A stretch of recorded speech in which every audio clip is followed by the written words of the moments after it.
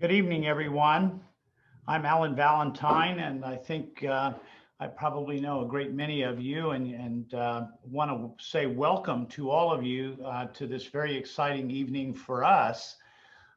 We are, of course, going to unveil our new season for the fall, our reemergence, our 75th anniversary season, by the way.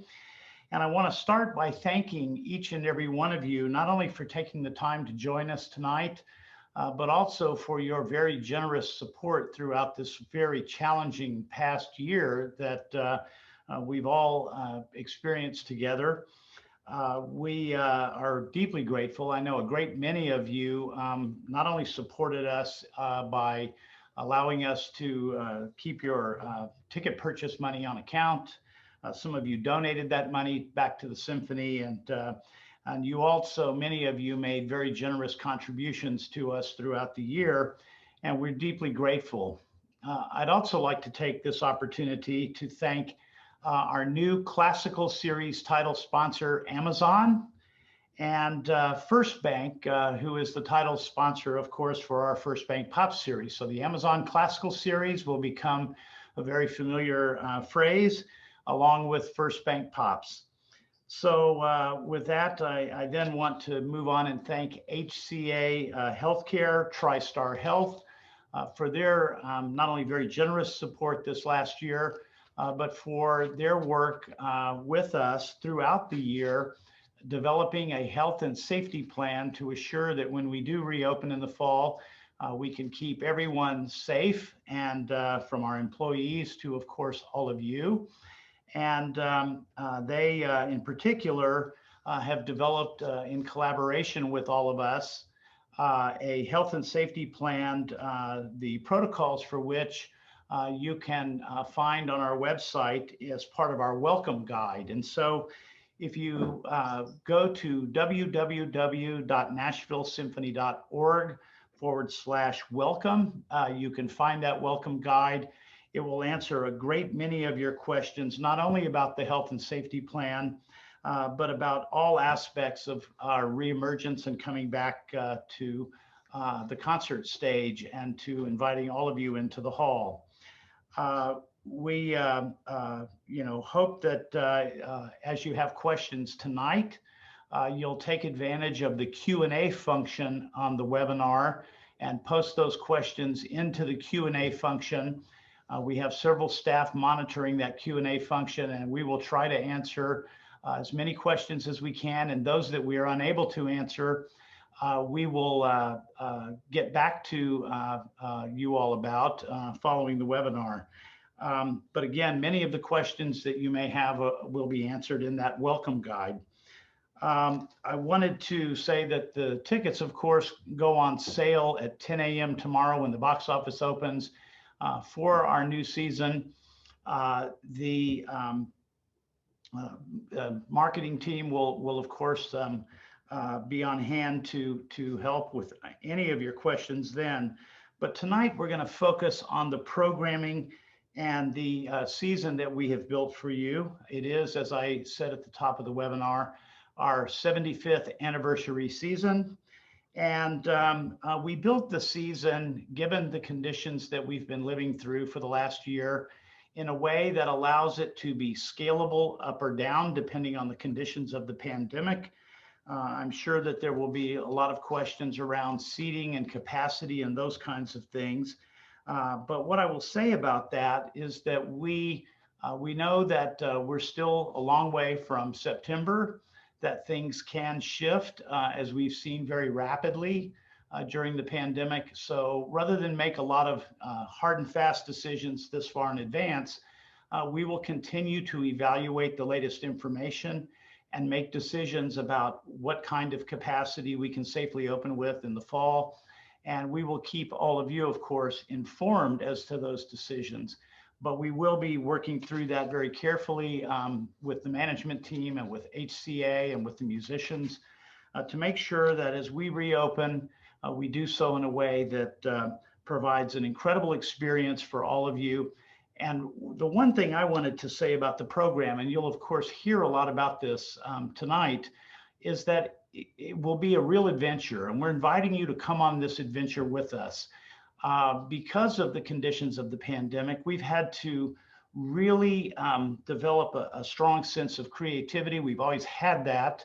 And Maestro Guerrero, who you'll hear from on this call, is, along with Enrico Yanez Lopez, our principal pops conductor, you'll hear about these incredibly creative plans that they have put together for this coming season.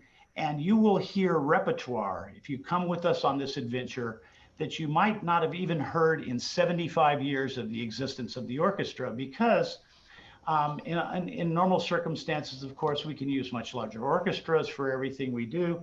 So you'll get a sense of the shape of this season. And so without any further ado, I want to hand it over now to Jessica Slace, our Vice President of Artistic Administration, and Maestro Giancarlo Guerrero, who can talk about the Amazon Classical Series.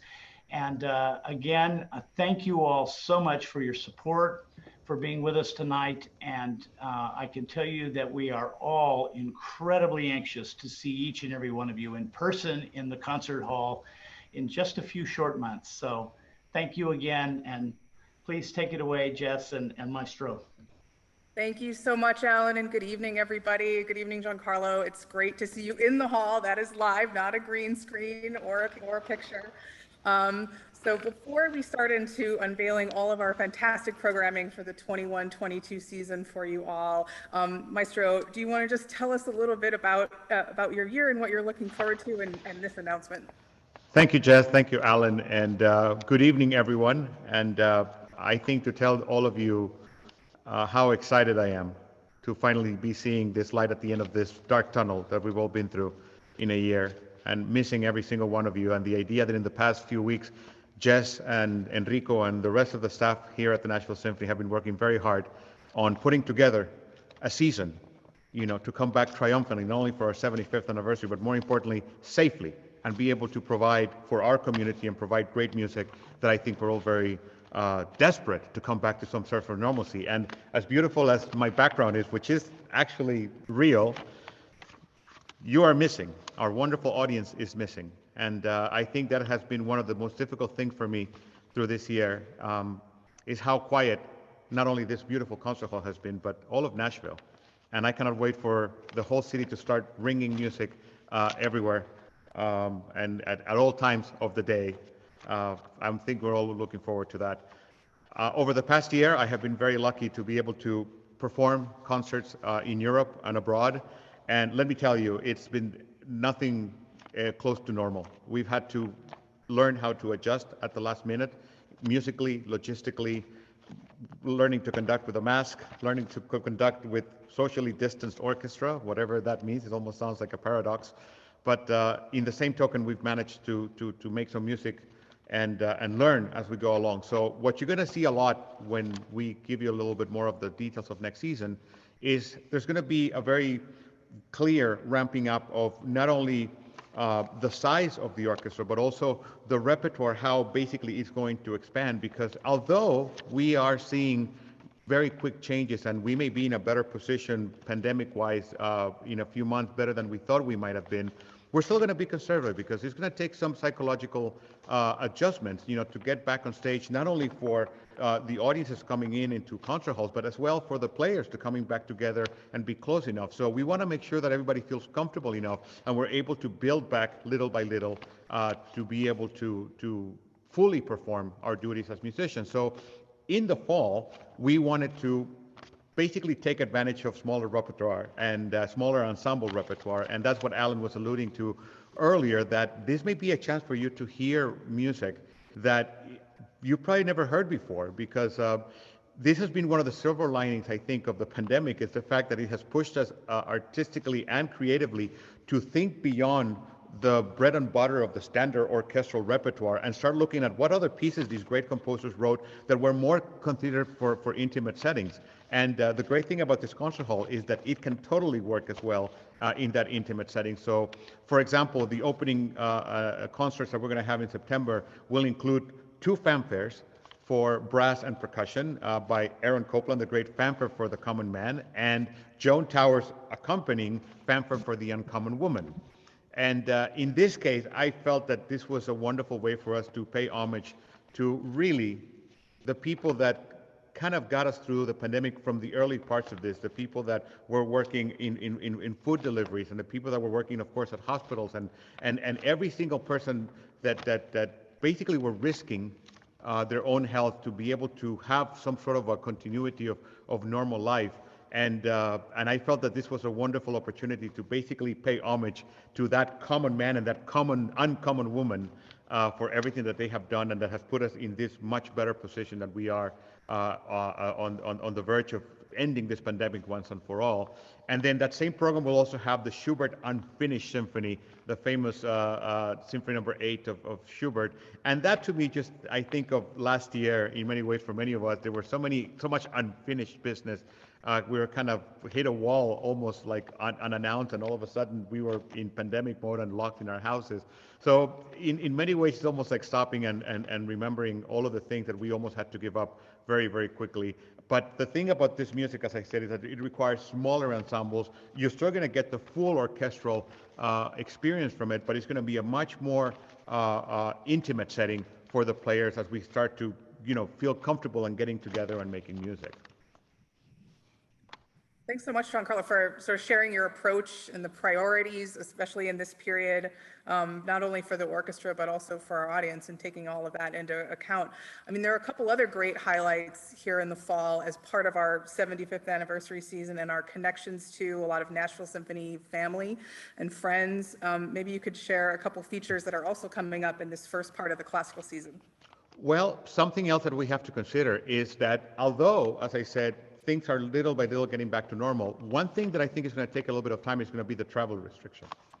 Excuse me. And God knows, at least for me in the past year, traveling to Europe has not been easy. I mean, if I were to tell you all the things I had to go through to just even board a plane and explain and try to prove that I was considered an essential worker to go and be able to work with my orchestras over there, that was quite an experience by itself. So we do think that in the short term, there's going to be some travel restrictions that we're going to have to deal with in terms of especially international soloists. So again, this is a wonderful opportunity for us to, why don't we celebrate not only our local talent, but more importantly, a lot of our own musicians from within the orchestra. You have to remember that an orchestra is made up of great virtuosos, and God knows we have more than a few within the Nashville Symphony. And just to mention a couple, we're going to have Jun Iwasaki, our concertmaster, and Kevin Bate, our principal cellist, playing the Brahms Double Concerto. We're also going to have Eric Graton, our principal flute, and Alicia Jaskunas playing the Flute and Harp Concerto. So that kind of gives you an example of the type of repertoire also that was chosen to not only make sure that we had the people in the right geographical place, but more importantly, get to showcase our own wonderful musicians from the orchestra and truly give them the opportunity to fully showcase their amazing virtuosity and have, of course, our audiences who see them day in and day out playing within the orchestra, but in the solo positions. And something that I am especially proud of is our wonderful Accelerando program, which many of you know is an educational program that is geared towards minorities here in Nashville. It's a program that I am immensely proud of, that this organization has making a huge investment in promoting and nurturing and mentoring these young musicians from within the community, from underrepresented communities, and give them an opportunity to give them access not only to the symphony, but also to our musicians and to our staff, and to know what it's like to be part of this wonderful music wonderful world of music here in the Schermerhorn Symphony Center.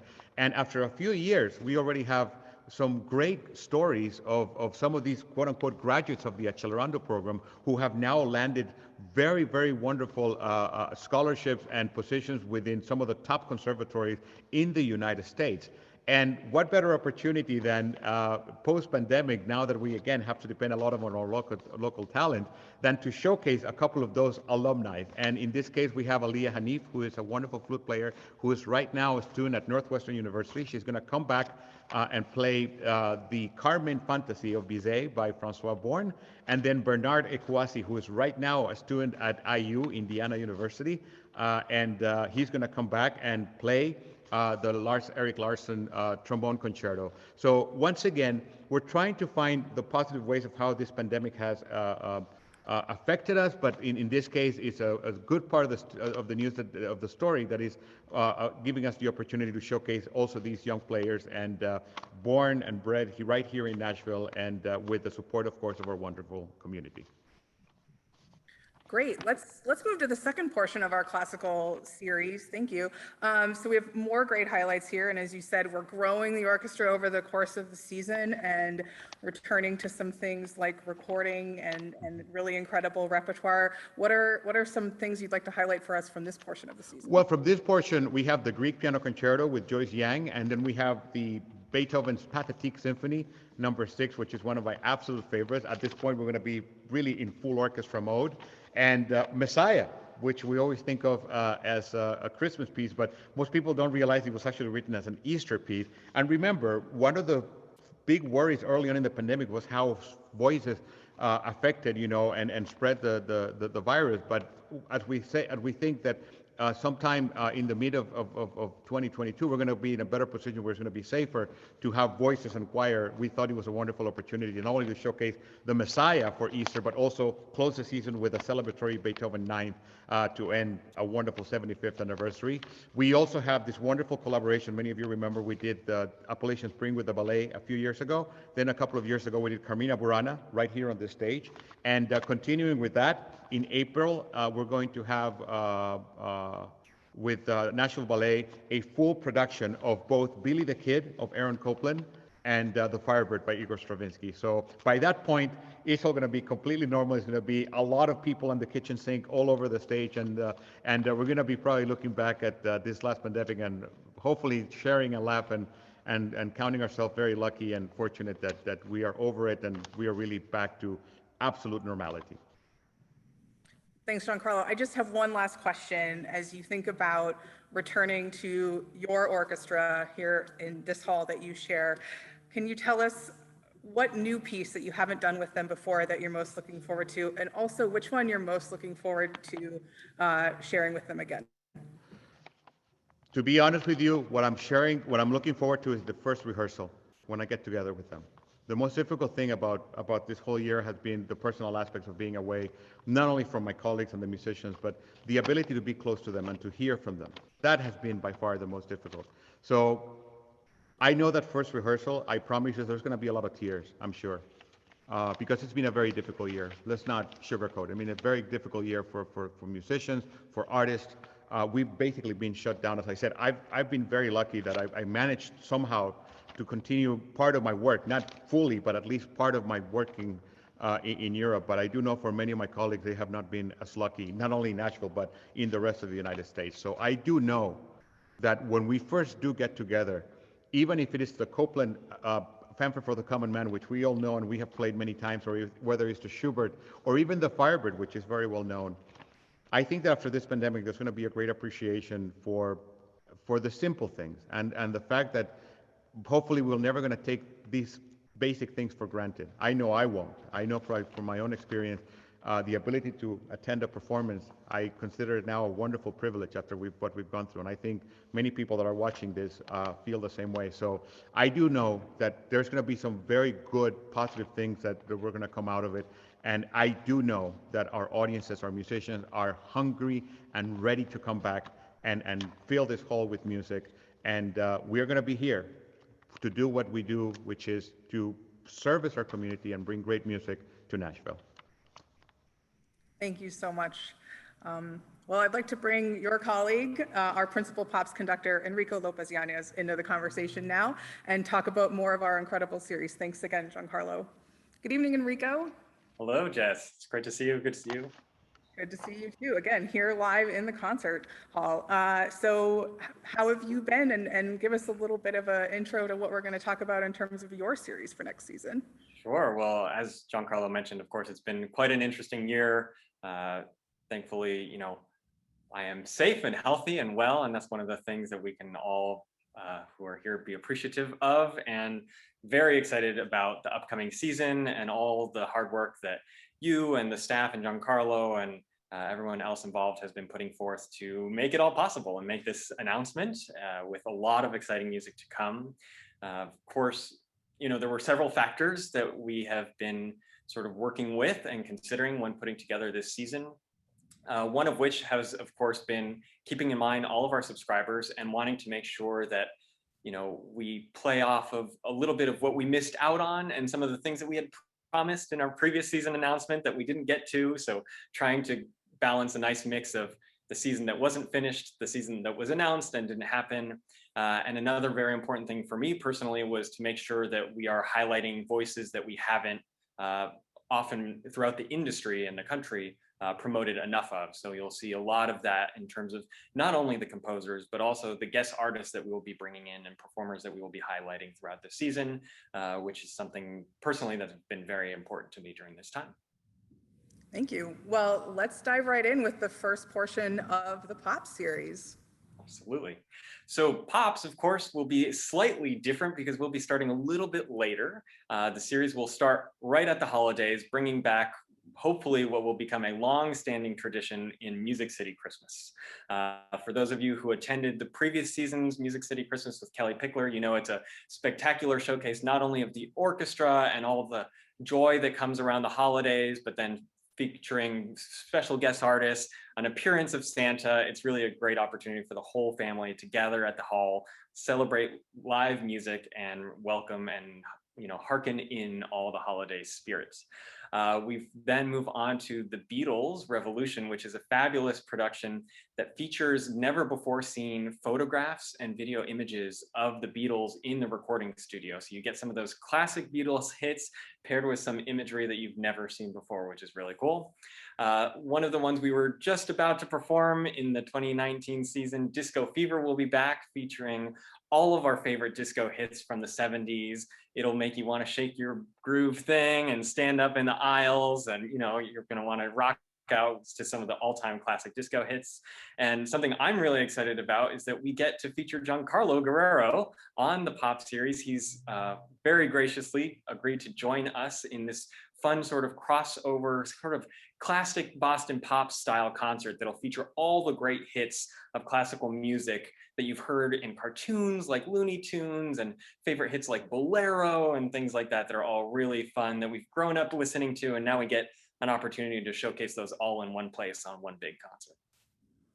Fantastic. So can you take a minute just to tell us a little bit more about the build for Disco Fever and how you approach that? Because it is a brand new show here in Nashville and you had a little something to do with it.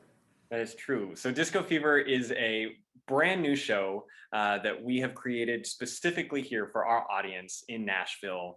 I took on the task of arranging all of the music. So it's all new orchestrations to help bring a new symphonic flair to disco music and feature our fabulous musicians of the Nashville Symphony in a very, true to the disco original songs, but featuring all the great skills and colors that our musicians are able to bring to this music. So I think it'll be a fun genre mix, as well as staying true to those classic hits that you love with a little new taste from Nashville Symphony. Great. Well, we're off to a great start. Let's see what the second half of the season has in store. Absolutely. So now on the second half, we bring back some of those big name artists that we had announced and wanted to present. Stewart Copeland playing all of the fabulous hits of the Police.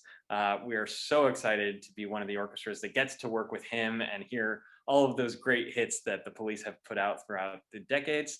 Nat King Cole, of course, celebrated the 100th anniversary during the 2019 season, and that has been moved forward. So that is a show that will feature a whole slew of great talented artists, including Patty Austin, who is a fabulous R&B and jazz singer that will be joining us to celebrate and commemorate the fabulous music of Nat King Cole. Then we will be bringing star of Hamilton, Leslie Odom Jr., who I'm so excited that we'll get to present here.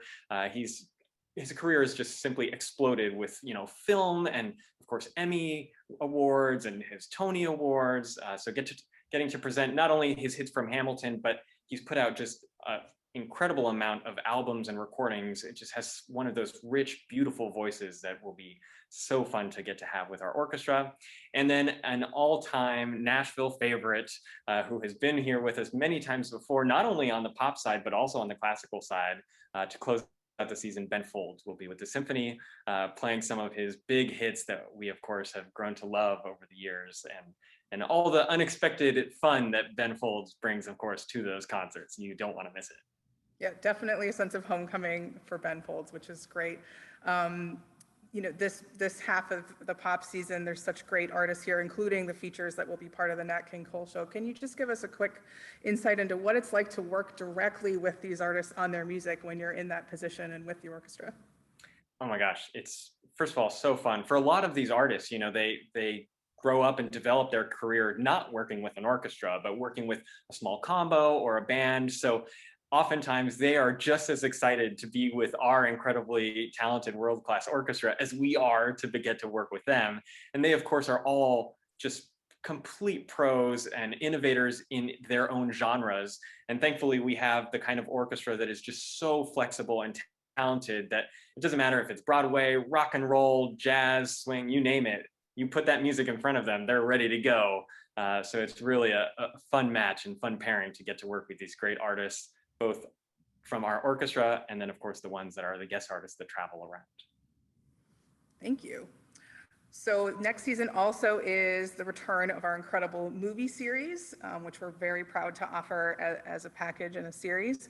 So let's take a look at what you have in store there. That's right. So for the first time ever, I'm so excited that we are bringing the Muppet Christmas Carol to start off the season.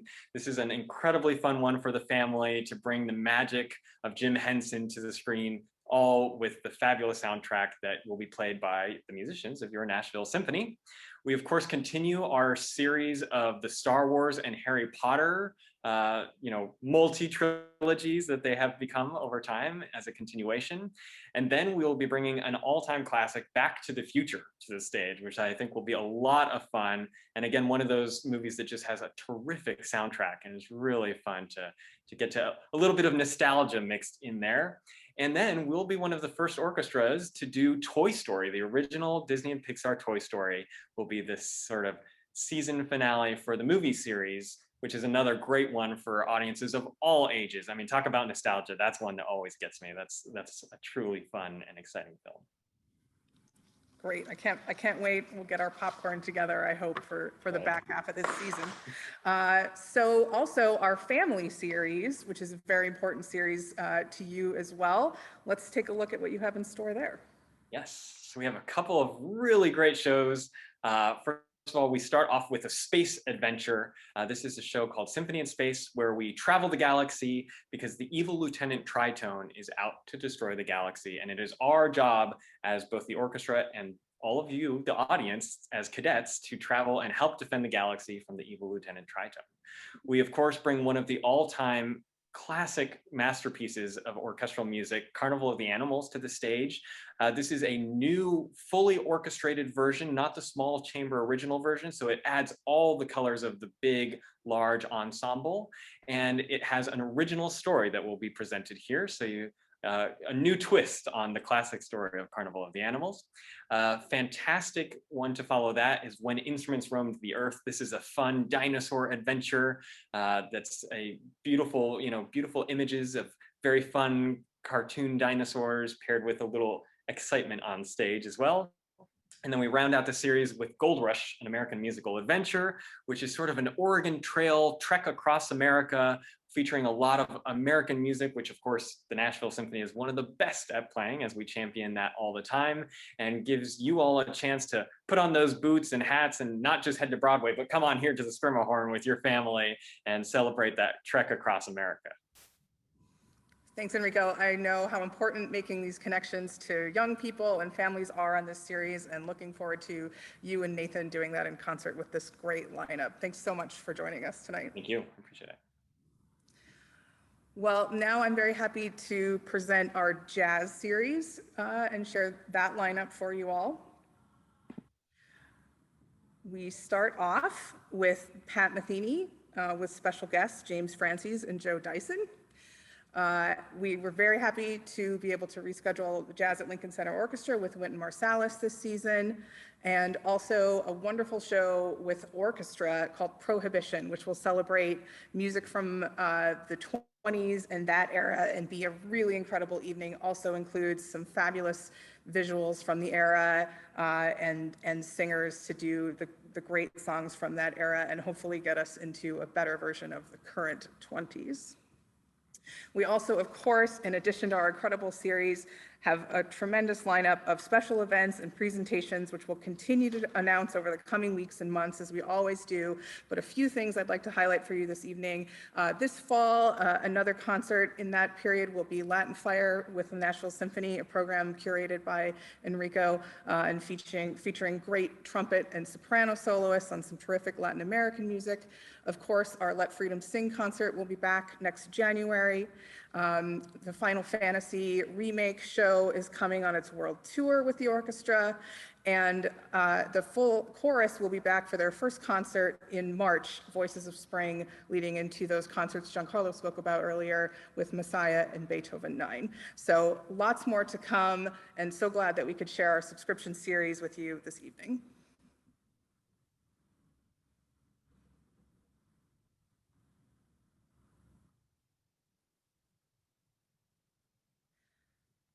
So now we want to take you to the incredible group of people who will be meeting all of your ticketing needs in the coming days. Our incredible ticketing and customer service team, and my great colleague, Lindsay Bergstrom, is here to introduce herself and her colleagues. Thanks, Jess, so much. So excited to be here tonight and to get to talk to everybody. I think all of our team is joining right now. As Jess said, my name is Lindsay Bergstrom. I'm the Director of Ticket Services and part of the TACT team, which is our new ticketing and customer service team here at the Nashville Symphony that we have put together. And we have just a couple of questions that have come through privately that I wanted to answer as the team is joining here.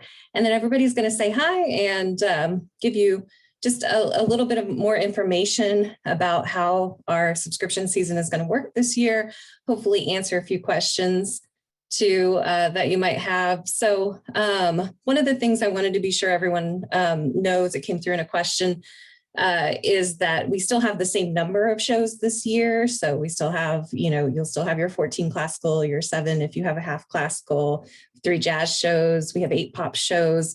None of that is changing at all. We are doing some, socially distanced seating potentially with some of those first shows. And we'll talk about that a little bit more, but we're not going to have less shows within an actual season subscription. And then another question that we had was, will you be guaranteed your same seats? We'll talk about this a little bit more too. But if you kept your package last year, then yeah, you're guaranteed your same seats. And then I also wanted to just answer a question about someone who asked about their representatives. So we're actually kind of moving into a whole new world where we are going to be a team and we're going to be helping everybody as a team, and everybody is here and going to be an amazing resource to help you get your subscription renewed, to help you buy your additional tickets, to help with any questions you have about safety or social distancing or any of these kind of new things that we're experiencing for the 21-22 season. So I think that was it for the questions that we've had come through, and I just want to turn it over to Rachel now. Awesome. Hello, I am Rachel. I'm so glad to be a part of the ticketing and customer team. And I just wanted to let you all know that tomorrow we are going to recap all of this information that we have discussed tonight in an email to you, our sustainers. So don't worry if you've missed something, it's all going to be there for you tomorrow. And then within the next few weeks within the next few week or so, we are going to be mailing out a statement of account to everybody.